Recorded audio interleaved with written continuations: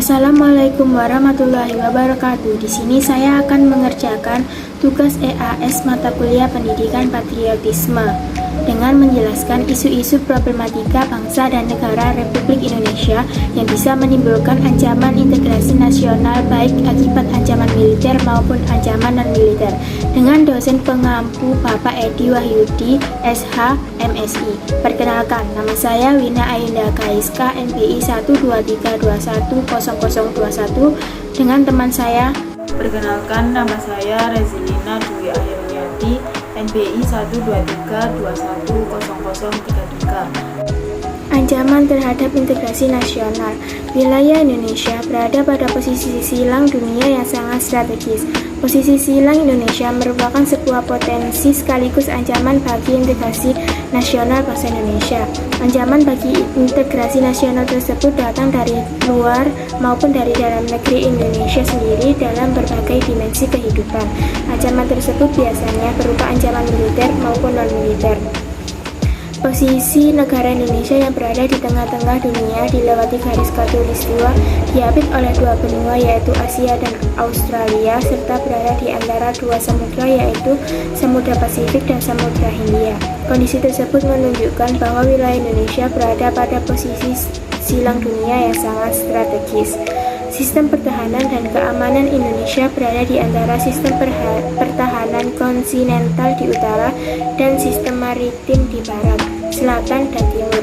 Posisi silang Indonesia sebagaimana diuraikan di atas merupakan sebuah potensi sekaligus ancaman bagi integrasi nasional bangsa Indonesia.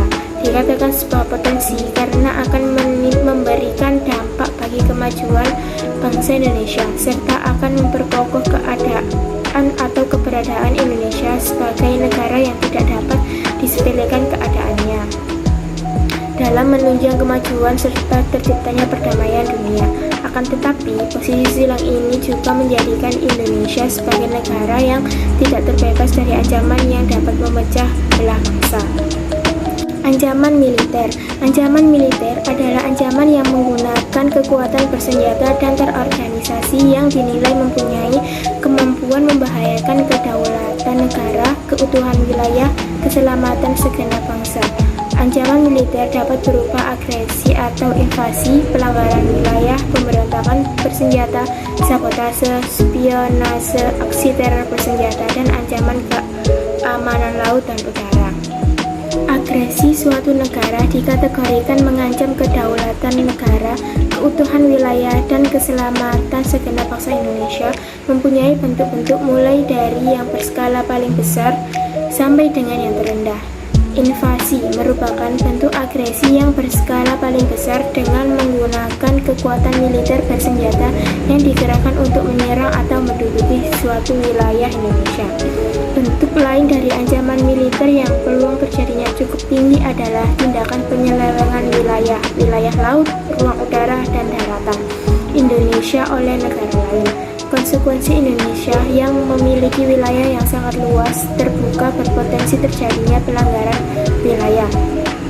Ancaman militer dapat pula terjadi dalam bentuk pemberontakan bersenjata melawan pemerintah Indonesia yang dapat merongrong kewibawaan negara dan jalannya roda pemerintahan. Dalam perjalanan sejarah, bangsa Indonesia pernah mengalami sejumlah aksi pemberontakan bersenjata yang dilakukan oleh gerakan radikal seperti DI atau PII, PRRI, Permesta, Pemberontakan PKI Madiun, serta G30 SPKI.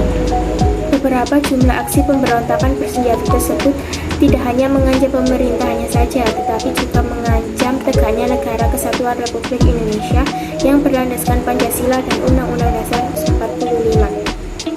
Pada abad modern ini, kegiatan spionase dilakukan oleh agen-agen rahasia dalam mencari dan mendapatkan rahasia pertahanan negara dari negara lain.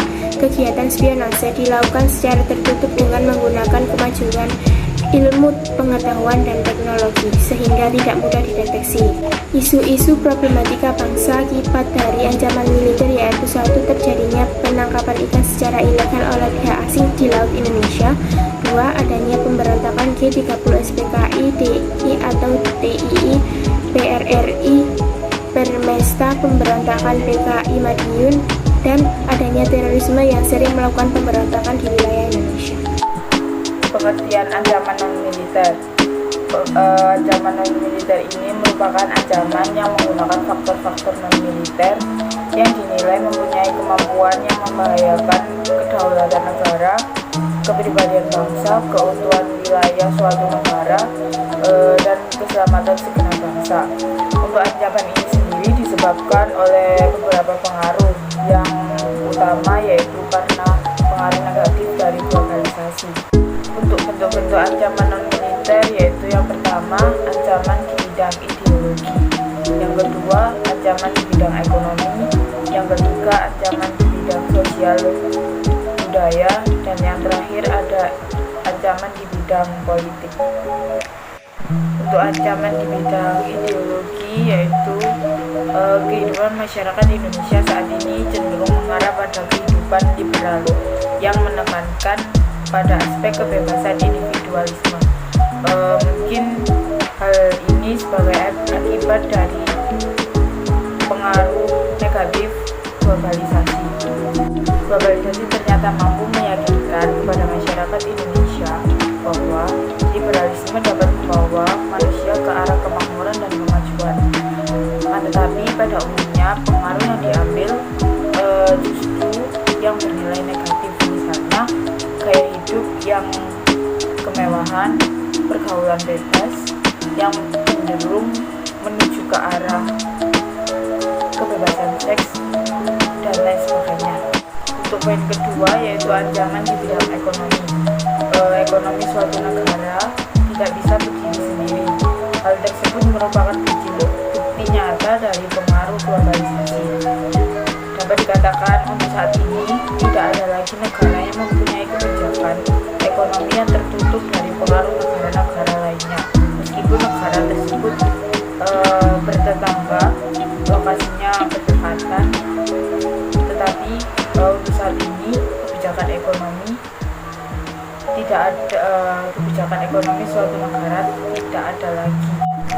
Untuk pengertian globalisasi perekonomian merupakan suatu proses kegiatan ekonomi dan perdagangan di mana berbagai negara di seluruh dunia menjadi satu kekuatan dasar yang semakin terintegrasi dengan tanpa rintangan batas teritorial negara.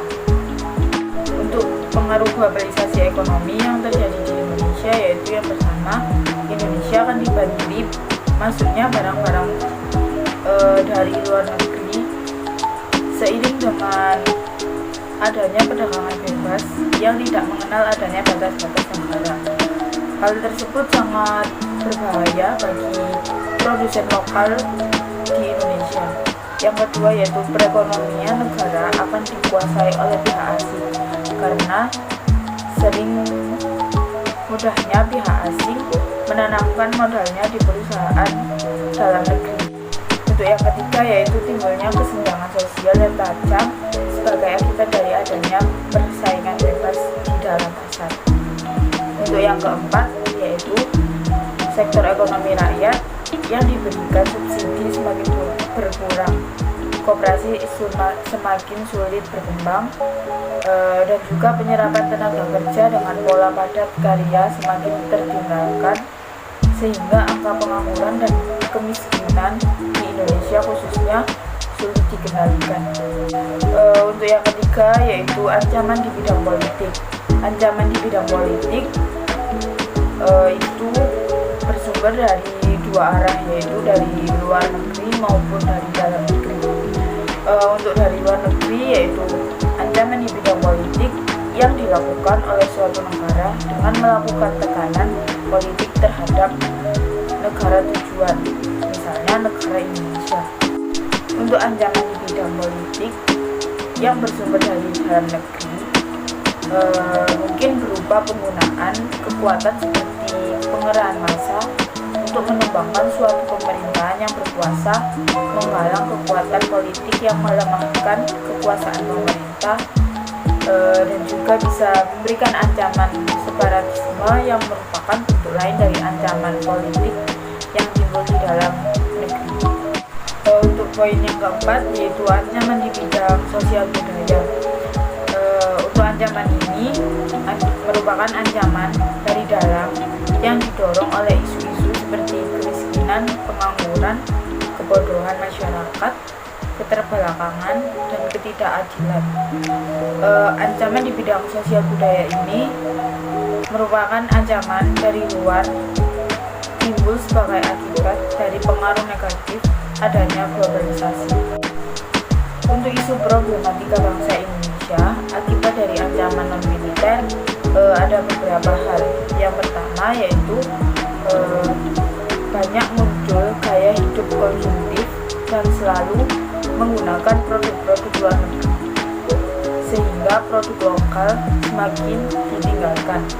Untuk yang kedua yaitu munculnya sifat hedonisme, yaitu kenikmatan pribadi yang dianggap sebagai suatu nilai hidup tertinggi. Untuk yang ketiga adanya sikap individualisme, sehingga beberapa orang mungkin semakin meninggalkan sikap gotong royong, kekeluargaan, dan sebagainya. Untuk poin yang keempat yaitu munculnya gejala westernisasi.